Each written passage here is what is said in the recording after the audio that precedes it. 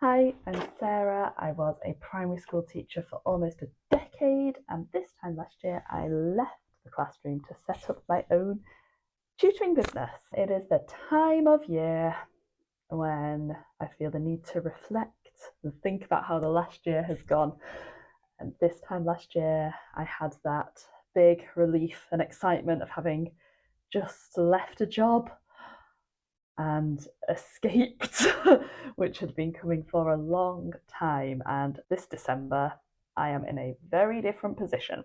If you would like to know why I left teaching and started my tutoring business, then I made a whole video on that last week. Feel free to go back and watch that, see if it resonates with you and your journey. 2023 was my year of recovery from teaching, and it was my year of trying things out, seeing what worked, seeing what I actually wanted to do, because when I left the classroom I knew that tutoring was fun and I enjoyed it, but I didn't really know what direction I wanted to take that in. Here are 12 things that I learnt in my first year of tutoring. I've split this into two categories. One is learning about subjects and teaching and the direction I want to take that in. The other is the business side of things. I have never run a business before, so that has been a whole learning curve. Let's start off with subjects and teaching. I tried out a lot of things this year. One of those was teaching ESL, so teaching English as a second language. I haven't really done that before, but I did a languages degree and I'm a bit of a grammar nerd, so I definitely did have enough knowledge to do it. But my big learn from that is it requires way more prep than I thought. There are some great resources out there that I used. I can do a separate video on that. But it took the time to find them, to personalise them, to upskill myself in order to actually deliver confident lessons. So it's like learning any new skill or new subject. It took time. Actually, the work I ended up doing in that area used more my proofreading skills and my English grammar skills than any ESL teaching skills. So I just think that's a whole new world to explore. That is a whole separate career path. Okay, number two in terms of subjects, this is something I have always known, but it's really brought it home to me. Teaching EYFS, teaching early years, so preschool age children, is a specialism. That is another thing that has taken up a lot of my time to upskill myself. I've taught year one before, and I've been involved with reception age children, so that's age 4 and 5 in the UK when they start school, but I've never fully taught that age group, and it's a whole separate curriculum.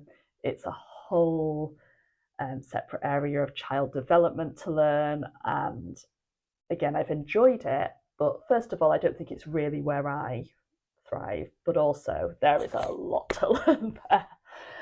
It takes time and commitment to do it really well, as well as a lot of resources. So if you are short on money, I do not recommend starting with that age group. The part that I have absolutely loved doing, which I think could be a niche because not everybody loves doing this, but I've really loved tutoring for exam prep. I've done some 11 plus tuition and some 13 plus tuition, and I've really loved it. This shouldn't come as a surprise to me because I'm a bit weird. I love taking exams. I enjoy the process.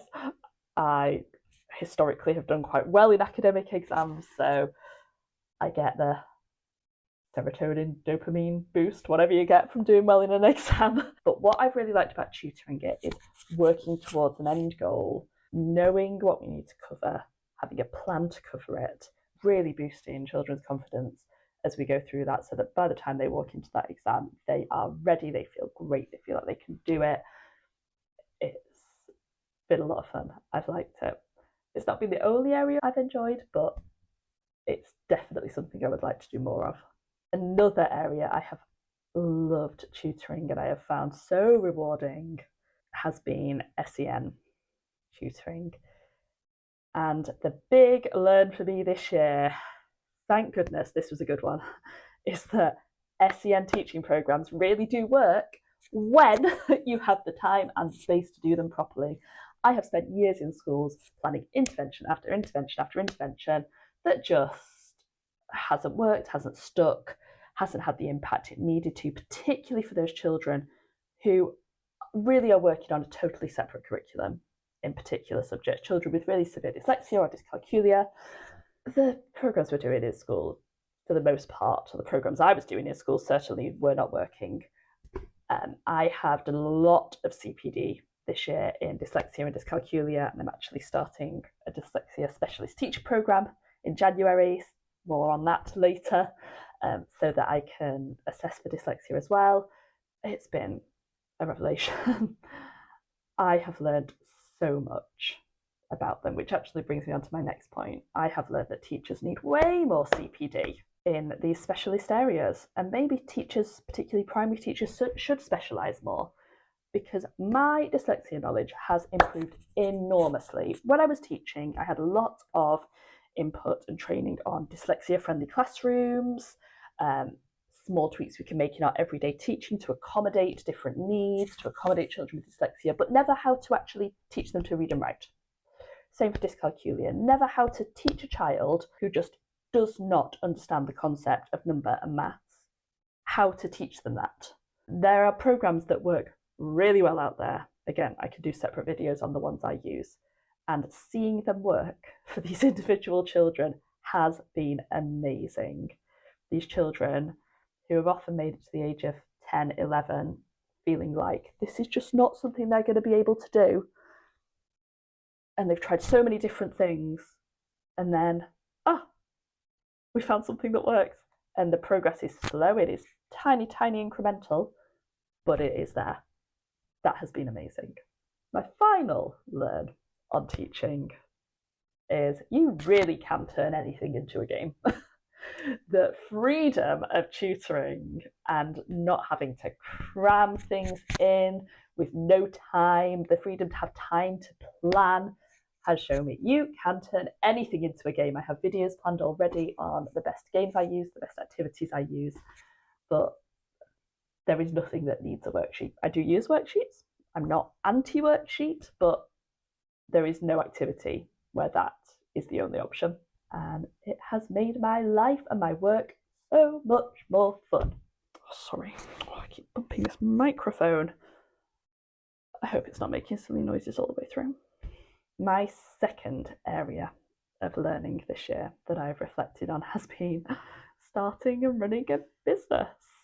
Oh, that's not something I ever really thought I would do, but here we are, 1 year in. I love it. I love it. I love being self-employed. It really, really suits me. And I can't imagine ever going back now, to be honest. Things I have learned from running a business this year. First of all, the market for tutoring is huge. It's slightly depressing, I always say to parents. My job is a job that shouldn't exist. Children should be getting what they need from the school system. But here we are. Lots of them are not. And I would rather be helping them than just pretending that problem doesn't exist. So there is definitely a market for tutoring. I have students locally that I see face to face. I have students across the UK. I also have students abroad, which is an area I'm starting to branch out more into. I tutor children. I think the youngest I've worked with was 2, all the way up to adults. There is definitely a market there, and you can be paid what you're worth to do it. My second learn from running a business is related to that last point. Charge what you are worth. I've seen so many people online in various Facebook groups I'm in and communities saying that they've had people messing them about with payments or constantly trying to haggle down their price. And I really do believe if you go in at a strong market rate, you really avoid that. I've not really had any of that. And I think it's because I started off at a reasonable but higher end of the market rate. I advertise it. I put it on all of my social media. I put it on all of my advertising. People know what I charge and they can decide if it suits them. And my thought process behind that is this is a market. There are people offering things at all ends of the spectrum. So there are A-level students and university students that are offering tutoring for £20 an hour or less. And that will work really well for some children. However, if you want specialist teaching from a qualified teacher, from an experienced teacher with SEN experience that's doing lots of CPD, then I'm going to charge for that. because that's the area of the market that I am targeting.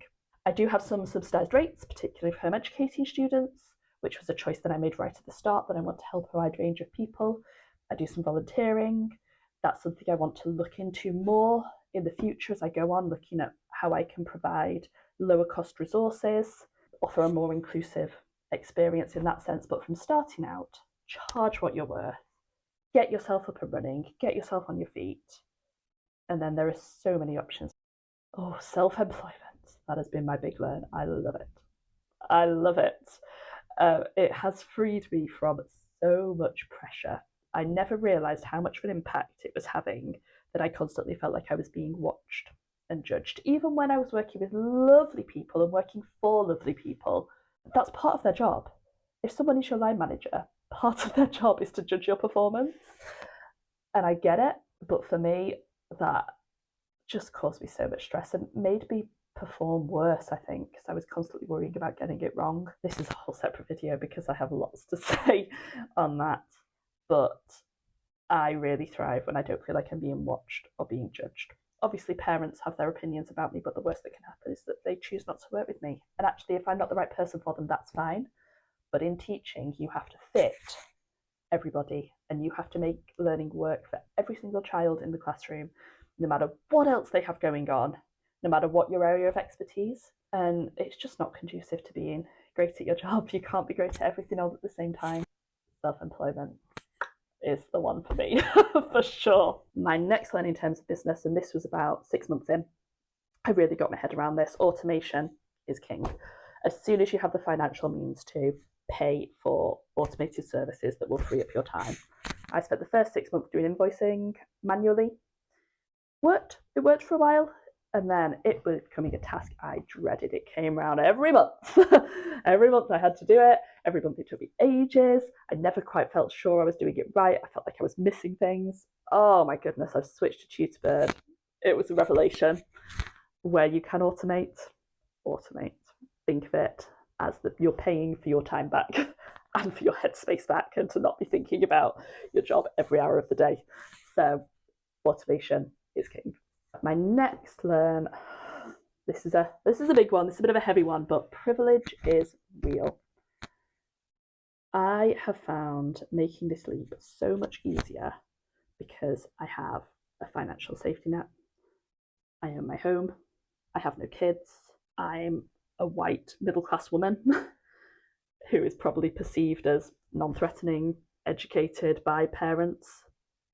That's a whole separate conversation, but it is real. Even down to the fact that I'm able to work Saturdays without worrying, and evenings without worrying about childcare. I have lots of colleagues that can't do that. The privilege that I have experienced has made this year a joy and a success, and really not that hard for me, but I'm fully aware that is not the case for everyone. It does not make it impossible. It doesn't even mean it has to be hard, because there are lots of different ways of doing it, but it has made me very conscious of how privileged I am. I know that word is overused, but it's true.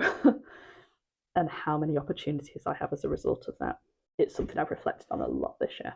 My final thing I've learned has been very much about me and how I work, but I can deal with busyness, chaos, and non-stop for short stretches. Back in June, I was working a 6-day week by accident because I took on too many people at the start. I took on too many students. I was having my house renovated. I had no kitchen. Everything was upside down and chaotic. I didn't know where anything was. And it was okay. It was fine. But, it was hard. It was hard. I can deal with that for short periods, but I got to those summer holidays and I was ready for a rest. So ready for a rest. Having experimented with working a lot less when I first started in January to working a lot in the run-up to summer, to finding a bit more of a balance now, I'm really craving working less hours, which I know is not a big revelation. That's probably true for most people, but it also makes me so much better at my job, because when I'm just constantly lessons, same thing back to back, my head's just full. I have no headspace to really make my lessons the best they can be, to really give my all to what I'm doing. Whereas if I limit that, and if I limit those hours, every single one could be amazing. maybe that might be a bit of a stretch, but we can dream. That's the goal. If I'm doing 50-hour weeks, that's never going to happen. That leads into part 2 of this video, which is coming next week, which is thinking about my goals and my plans for 2024. And there's a little clue there as to what one of those goals might be. But that will be coming next week. I'm looking forward to jumping into the new year and seeing what 2024 holds, because 2023 has been a ride. A lot of it was not what I expected it to be at all. I never thought that I would get my business off the ground so quickly. I never thought that I would feel so much clarity about what I wanted to do so soon. It's been an amazing year, and I'm so glad I did it. But I'm definitely ready for the next phase now, and I'm excited about that. I'm excited to bring you along for the ride. So that is it from me. What have you learnt this year? How's your 2023 been? Fill me in. Have you been through anything similar? Did any of that resonate? Let me know the biggest thing you have learnt this year, and have a great week. I will see you next week with my plans for 2024. Bye bye.